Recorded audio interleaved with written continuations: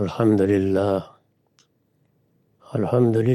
رب العالمین والصلاة والسلام علی محمد الامین فاعوذ باللہ من الشیطان الرجیم بسم اللہ الرحمن الرحیم۔ خواتین و حضرات، ہم سورہ نور کی آیت 2 سے درس کی ابتدا کر رہے ہیں۔ اس سورہ کی ابتدا ہی میں یہ واضح کر دیا گیا ہے کہ یہ اکثر و بیشتر شریعت کی سورہ ہے۔ شریعت یعنی قانون۔ ہم جس دین کو مانتے ہیں اس کے 2 حصے ہیں۔ ایک اصل دین ہے، اس کو قرآن مجید الحکمہ کہتا ہے۔ اس میں ایمانیات ہیں، اخلاقیات ہیں، ہمارے لیے کیا چیزیں ماننے کی ہیں اور ہمارے پروردگار نے ہم سے کیا اخلاقی تقاضے کیے ہیں۔ انسان کو اخلاقیات کے باب میں ایک حادثہ دیا گیا ہے، اسی طرح جیسے ہمیں دیکھنے کے لیے آنکھیں دی گئی ہیں، وہ ہمیں بتاتا ہے کہ اخلاقی طور پر کیا چیزیں صحیح ہیں، کیا غلط ہیں۔ اس کو قرآن مجید مختلف اصطلاحات یا تعبیرات سے بیان کرتا ہے۔ مثال کے طور پر بر و اسم، مثلا منکر اور معروف، اسی طرح فجور اور تقوی، یعنی برائی کے لیے بھی کچھ تعبیرات ہیں اور اچھائی، نیکی اور خیر کے لیے بھی کچھ تعبیرات ہیں۔ نیکی اور خیر اس وقت زیر بحث نہیں ہے۔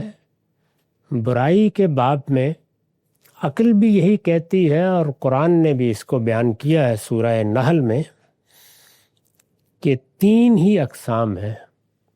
یعنی برائی کو اگر آپ ایک بڑی کلاسیفیکیشن میں بیان کریں تو 3 ہی اقسام ہیں۔ ایک وہ برائیاں جو جنسی انحرافات سے پیدا ہوتی ہیں، ان کو قرآن مجید فاحشہ اور فواحش کے لفظ سے تعبیر کرتا ہے۔ دوسرے وہ برائیاں جو حق تلفی سے پیدا ہوتی ہیں۔ دنیا میں ہم جب انسانوں کے ساتھ معاملہ کرتے ہیں تو اس میں حقوق پیدا ہو جاتے ہیں۔ اللہ کے بھی حقوق ہیں، اسی طرح والدین کے حقوق ہیں، اولاد کے حقوق ہیں، اعزاء اقربا کے حقوق ہیں۔ یہی معاملہ میاں بیوی کے رشتے میں ہے۔ تو جب یہ مان لیا جائے کہ فلاں حق فطرت کے فتوے کی روح سے ہم پر لازم ہے، فلاں حق معاشرے کی روایات کی روح سے یا اس کے عرف کی روح سے لازم ہے، فلاں حق ہمارے پروردگار نے ہم پر لازم کر دیا ہے، تو اس کا مطلب یہ ہے کہ حق کو مان لیا گیا۔ وہ ظاہر ہے کہ لوگ اپنے اپنے لحاظ سے مانیں گے۔ جن لوگوں کے ہاں کوئی معاشرتی روایت نہیں ہے یا مذہبی تعلیم نہیں ہے وہ بھی مانیں گے، لیکن وہ حادثہ اخلاقی کے فتوے کی بنیاد پر مانتے ہیں۔ یعنی ہمارا باطن شہادت دیتا ہے کہ مثال کے طور پر اگر کوئی آدمی ہمارے ہمسائے میں رہتا ہے تو اس کا یہ حق ہم پر قائم ہو جاتا ہے۔ یہی حادثہ اخلاقی ہے جو وقت کے ساتھ روایت بنتا ہے اور پھر اس کو ہم کہتے ہیں یہ ہمارے معاشرے کا رواج ہے، دستور ہے۔ تو اس کے لیے عربی زبان کا لفظ ہے عرف، معروف۔ اس سے آگے پھر قانون بنتا ہے۔ تو قانون اللہ تعالیٰ دیتا ہے تو اس کو شریعت کہتے ہیں، اور قانون ریاستیں بناتی ہیں یا کہیے کہ معاشرہ بناتا ہے تو اس کے لیے بھی ہم مختلف تعبیریں اختیار کرتے ہیں۔ قواعد ہیں، ضوابط ہیں، تعزیرات ہیں، اسی طرح قانون، لاء کی اصطلاح بھی استعمال ہوتی ہے۔ تو اس کو پوری طرح سمجھ لینا چاہیے کہ جب ہم کسی برائی کا ارتکاب کرتے ہیں تو اس کی 2 سطحیں ہیں۔ ایک سطح میں سب برائیاں گناہ کے کام ہیں، اسی لیے قرآن مجید نے برائی کے لیے منکر کا لفظ استعمال کیا۔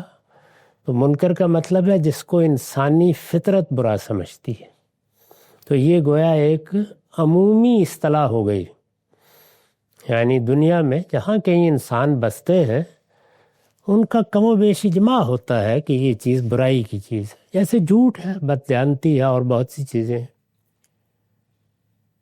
اس کے بعد بعض چیزیں عرف کی صورت اختیار کر لیتی ہیں، ان کو بھی ہم برائی کہتے ہیں، ہمارے معاشرے میں یہ چیز بری سمجھی جاتی ہے۔ تو میں یہ عرض کر رہا تھا کہ اس میں وہ چیزیں جو کسی بھی پہلو سے برائی بنتی ہیں وہ اللہ کی بھی نافرمانی بن جاتی ہیں۔ تو جب وہ اللہ کی بھی نافرمانی بن جاتی ہیں تو قرآن اس کے لیے فجور کی اصطلاح استعمال کرتا ہے۔ فجور کا مطلب ہے اللہ کی اطاعت سے نکل جانا، اللہ کی نافرمانی اختیار کر لینا۔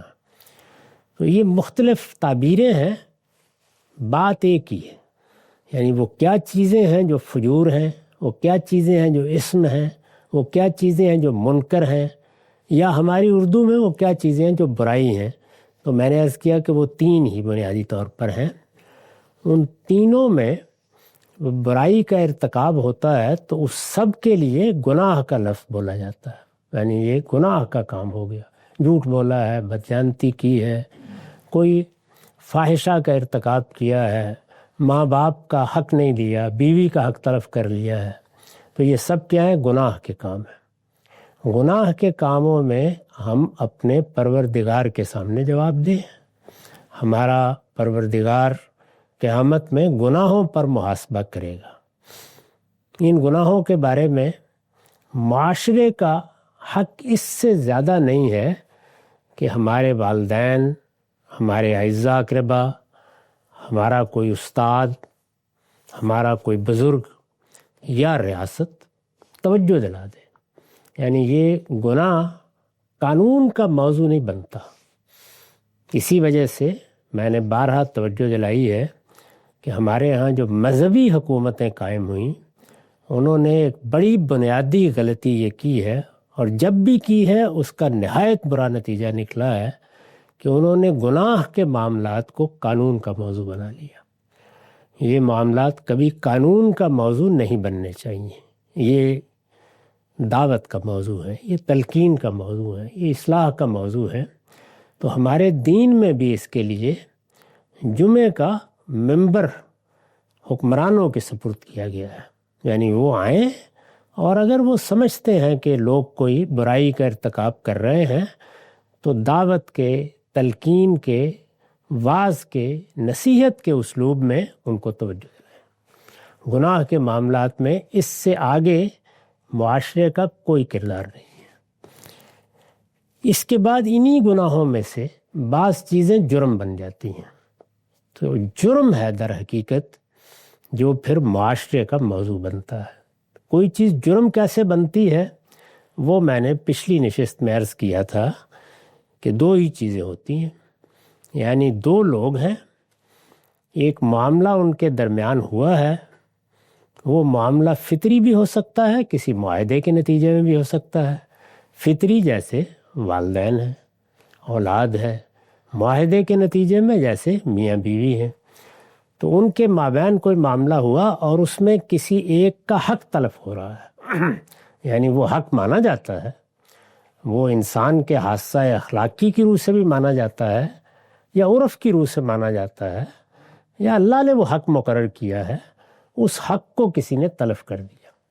جیسے ہماری معاشرت میں میاں بیوی کا رشتہ اس اصول پر قائم ہوتا ہے کہ اخراجات کی یا معیشت کے لیے جدوجہد کی تمام ذمہ داری مرد پر ہوگی، وہ یہ ذمہ داری پوری نہیں کرتا، تو اس کا مطلب ہے کہ وہ بیوی کا حق تلف کر رہا ہے۔ تو حق تلفی ہو گئی ہے تو اب گناہ سے آگے بڑھ کر جرم بن گیا۔ اسی طریقے سے کسی نے کسی کی جان، کسی کے مال یا کسی آبرو کے خلاف زیادتی کر دی ہے، کسی کا مال چوری کر لیا ہے، ڈاکہ ڈال دیا ہے، کسی کو قتل کر دیا ہے، کسی کے کسی عضو کو نقصان پہنچا دیا ہے، کسی کو گالی دی ہے، کسی پر کوئی الزام لگا دیا ہے، یہ سب کیا ہیں؟ یعنی ان میں یا جان کے خلاف اقدام ہو گیا ہے، یا مال کے خلاف ہو گیا، یا آبرو اور عزت کے خلاف ہو گیا ہے، تو اب یہ جرم بن گئے ہیں۔ تو جب جرم بن جاتا ہے تو پھر یہ مستلزم سزا ہو جاتا ہے، یعنی یہ اب کوگنیزیبل ہے، اس پر معاشرہ، مسلمانوں کی جماعت، کوئی حکومت، وہ اب قانون سازی بھی کرنے کا حق رکھتی ہے اور اس آدمی کا محاسبہ کرنے کا بھی حق رکھتی ہے۔ اس میں دو سطحیں ہیں، دونوں ملحوظ رکھنی ہوتی ہیں۔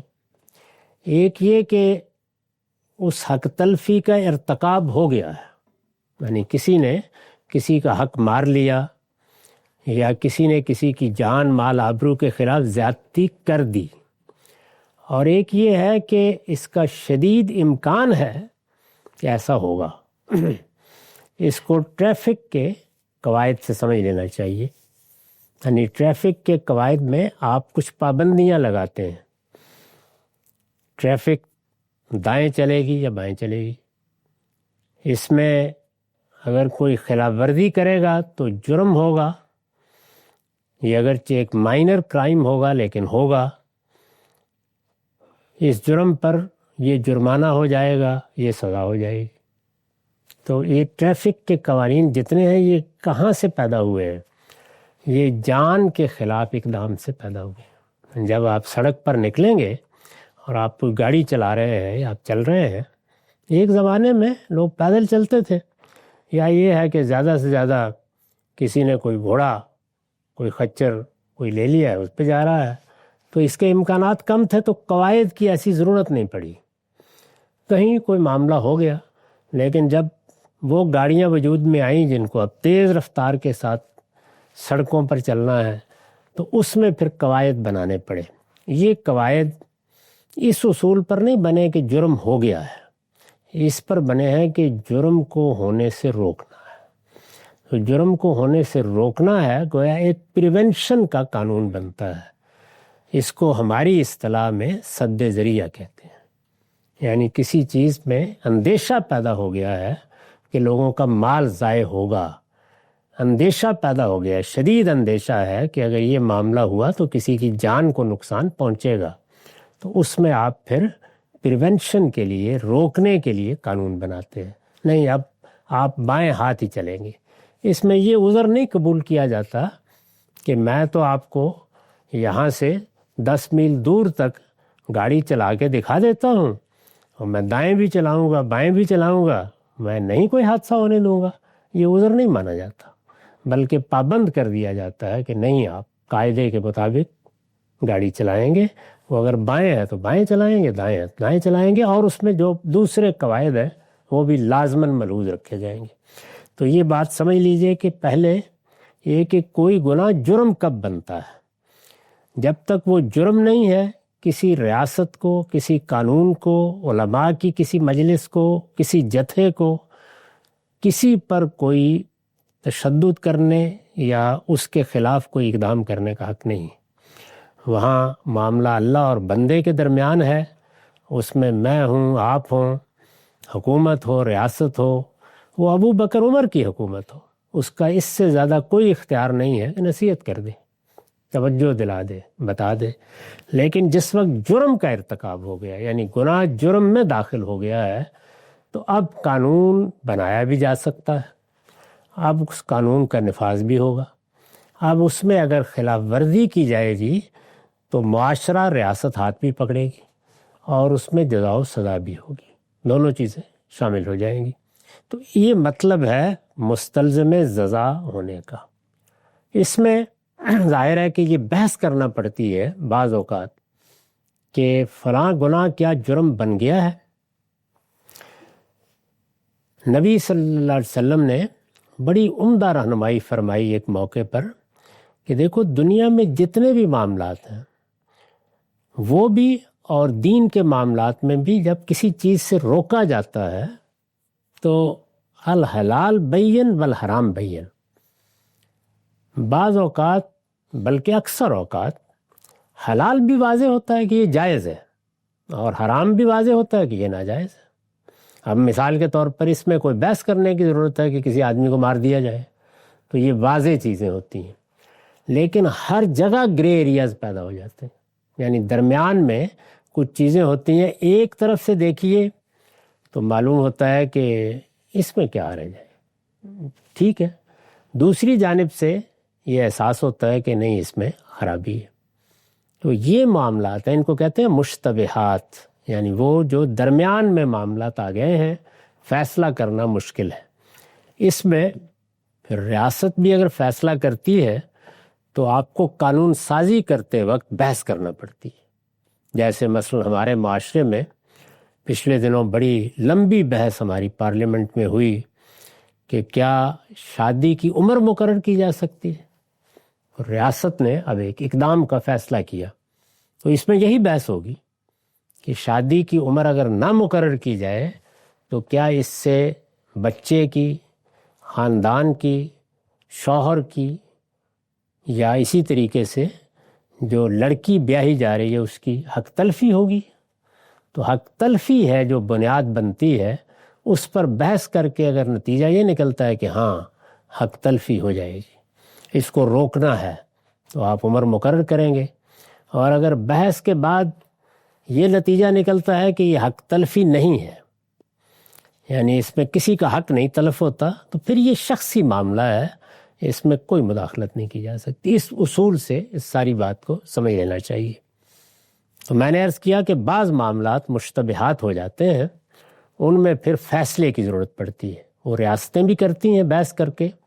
چنانچہ ہر پارلیمنٹ، ہر قانونی ادارے میں جب قانون سازی کی جائے تو یہ کوئی مطلق حق نہیں ہے، ایبسولوٹ نہیں ہے یہ کہ جس کا جی چاہے جو قانون بنا لے، نہیں، شخصی معاملات میں کوئی مداخلت کسی ریاست کا حق نہیں ہے۔ اصلاً شخصی معاملات فرد کے درمیان اور اس کے پروردگار کے درمیان ہے، لیکن اگر جرم بن گئی ہے کوئی چیز، جیسے میں نے عرض کیا کہ دو ہی صورتوں میں بنتی ہے، تو پہلے یہ بحث ہوگی کیا یہ حق تلفی ہو گئی ہے، کیا اس میں جان مال آبرو کے لیے خطرے کا موقع پیدا ہو گیا ہے، تو اب آپ قانون سازی کر سکتے ہیں۔ تو شریعت میں بھی جن معاملات میں قانون سازی کی گئی ہے، یعنی ریاست کے لیے قانون بتایا گیا ہے، وہ سب اسی اصول پر کیا گیا ہے۔ تو میں نے یہ بات جرم مستلزم سزا کی وضاحت میں کی ہے۔ اس میں حاشیہ پڑھ رہا تھا، زنا قرآن کی روح سے شرک اور قتل نفس کے بعد تیسرا بڑا گناہ ہے، یعنی یہ پہلے اس کا گناہ ہونا بیان کیا گیا ہے، گناہ کا کام ہے۔ اللہ تعالیٰ نے جو شرائع انبیاء علیہم السلام پر نازل کیے ہیں، کوئی چیز جب تک ممنوعات میں رہتی ہے، گناہ میں رہتی ہے، وہ دین میں بھی اخلاقیات کا موضوع ہے، دعوت کا موضوع ہے، وہ اصلاح کا موضوع ہے، اور جب اس کو ایک باقاعدہ قانون کی صورت دی جاتی ہے جس کو شریعت کہتے ہیں، تو یہ شرائع یا شریعتیں جو نبیوں کو دی گئیں ان کا حوالہ دے کے بیان کیا ہے کہ اللہ تعالیٰ نے جو شرائع انبیاء علیہم السلام پر نازل کیے ہیں، یعنی آسمان سے وحی کے ذریعے سے جو قانون دیا ہے، ان میں اسے یعنی زنا کو جرم مستلزم سزا قرار دیا گیا ہے۔ مستلزم سزا یعنی یہ قابل دست اندازی پولیس ہو گیا ہے، اس کا ارتکاب ہوگا تو اس کو ریاست روکے گی، گویا یہ حق تلفی کی وہ صورت ہے کہ جس کو اب خدا اور بندے تک نہیں چھوڑا جا سکتا۔ تو یہ قرآن نے بھی فیصلہ کر دیا، عقل بھی یہی کہتی ہے۔ چنانچہ بنی اسرائیل کی مخصوص حیثیت اور ان پر خدا کی براہ راست حکومت، یہ دونوں باتیں سمجھ لینی چاہیے۔ بنی اسرائیل دنیا کی عام قوموں میں سے کوئی قوم نہیں تھے، وہ اللہ کی منتخب جماعت ہے، اور اللہ تعالیٰ نے ان کو اسی طرح منتخب کیا تھا جس طرح وہ انسانوں کے اندر سے پیغمبروں کا انتخاب کرتا ہے۔ قرآن مجید نے اس کو استفاء کے لفظ سے بیان کیا ہے اور بتایا ہے کہ ہم نے پہلے ہر قوم میں سے ایک شخص کا انتخاب کیا رسول یا نبی کی حیثیت سے، اور پھر ابراہیم کے بعد ہم نے اس کی پوری ذریت کو اسی منصب کے لیے یعنی قومی حیثیت سے منتخب کر لیا۔ تو یہ وہ چیز ہے جس کو جب آپ سورہ بقرہ کھولتے ہیں تو ابتدائی گفتگو کے بعد، تمہید کے بعد اللہ تعالیٰ واضح کرتے ہیں کہ یا بنی اسرائیل اذکروا نعمتی التی انعمت علیکم انی فضلتکم علی العالمین، میں نے دنیا کی ساری قوموں میں سے تمہارا انتخاب کر کے تمہیں اس معاملے میں ان پر فضیلت دی ہے۔ تو یہ اللہ کی منتخب قوم، ان کے لیے قانون بھی بالکل الگ ہے، بالکل اسی طرح جیسے رسالت بآپ صلی اللہ علیہ وسلم کی ازواج، ویسے تو میری آپ کی سب کی بیویاں ہوتی ہیں، لیکن رسول اللہ کی ازواج کے معاملے میں اگلے باب کی آخری سورہ احزاب انہی کو خطاب کرے گی، انہی کے معاملات زیر بحث ہوں گے، اور وہ یہاں سے شروع کرے گی کہ لستن کاحد من النساء، نبی کی بیویوں تم عام عورتیں نہیں ہو، تو تمہارا انتخاب کیا گیا ہے، اس وجہ سے اب تمہارے لیے موقع ہے، ہم کچھ قوانین دینے والے ہیں جو تمہارے لیے خاص ہوں گے، اگر تم ان کو برداشت نہیں کر سکتی تو پیغمبر سے شائستگی کے ساتھ الگ ہو جاؤ، اس کا پورا موقع ہے، تمہیں رخصت کر دیا جائے گا اور خوش اسلوبی سے رخصت کر دیا جائے گا، لیکن اگر فیصلہ کرتی ہو کہ رہنا ہے تو پھر سننے کے لیے تیار ہو جاؤ۔ تو اس طریقے سے اللہ جب کسی کا انتخاب کرتا ہے، جیسے پیغمبر کا انتخاب کرتا ہے یا کسی قوم کا انتخاب کرتا ہے، تو بعض اوقات اس کے لیے حالات کے لحاظ سے ایک خصوصی قانون دے دیتا ہے۔ تو بنی اسرائیل کی یہ حیثیت ہے جس پہ ان کے لیے بعض قوانین خصوصی قوانین کے طور پر دیے گئے، وہ تورات میں، جو اس وقت تورات ہے، اس میں بیان ہوئے ہیں سب کے سب۔ چنانچہ بنی اسرائیل کی مخصوص حیثیت، کیا حیثیت؟ وہی جس کو میں نے بیان کر دیا، اور ان پر خدا کی براہ راست حکومت، یعنی ہم پر عام انسان حکومت کرتے ہیں، وہ دو ہی طریقوں سے ہوتی ہے، یا طاقت فیصلہ کر دیتی ہے، اس میں میرے آپ کے لیے انتخاب کا کوئی موقع نہیں ہوتا، بندوق یا تلوار فیصلہ کرتی ہے اور کوئی اپنی حکومت قائم کر لیتا ہے، جیسے لوگ کرتے رہے ہیں دنیا میں، اور یا لوگ اپنے اندر سے کسی کا انتخاب کرتے ہیں، جیسے جمہوریت میں ہوتا ہے، جیسے صحابہ کے زمانے میں ہوا، لوگوں نے انتخاب کر لیا۔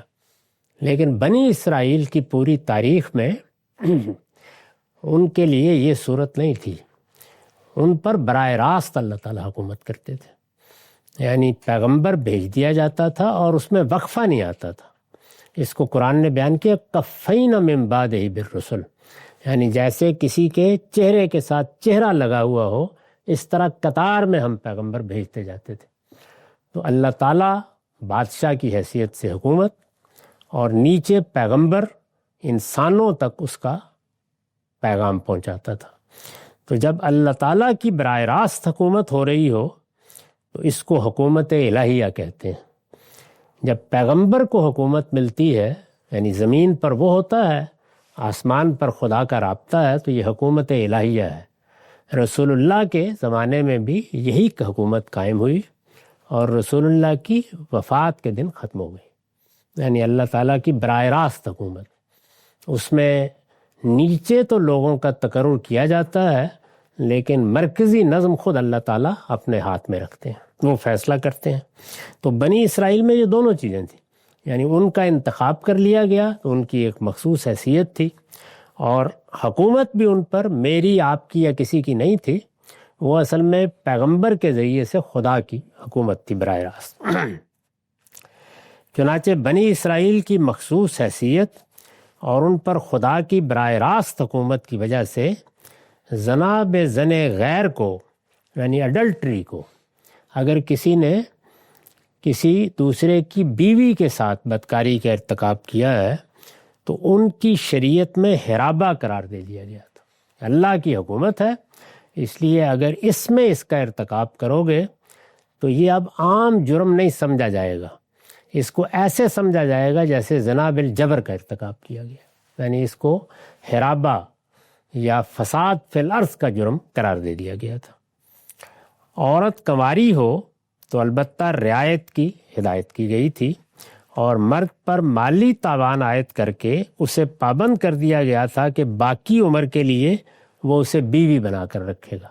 یعنی اگر کسی نے کسی کنواری عورت کے ساتھ یہ معاملہ کیا ہے تو اس کی سزا میں بڑی نرمی تھی، اور اگر کسی دوسرے کی بیوی کے ساتھ معاملہ ہوا ہے تو پھر اس کو حرابہ قرار دے دیا گیا تھا۔ تو یہ قانون اس لیے مختلف ہے قرآن کے قانون سے کہ ان کے ہاں براہ راست حکومت تھی۔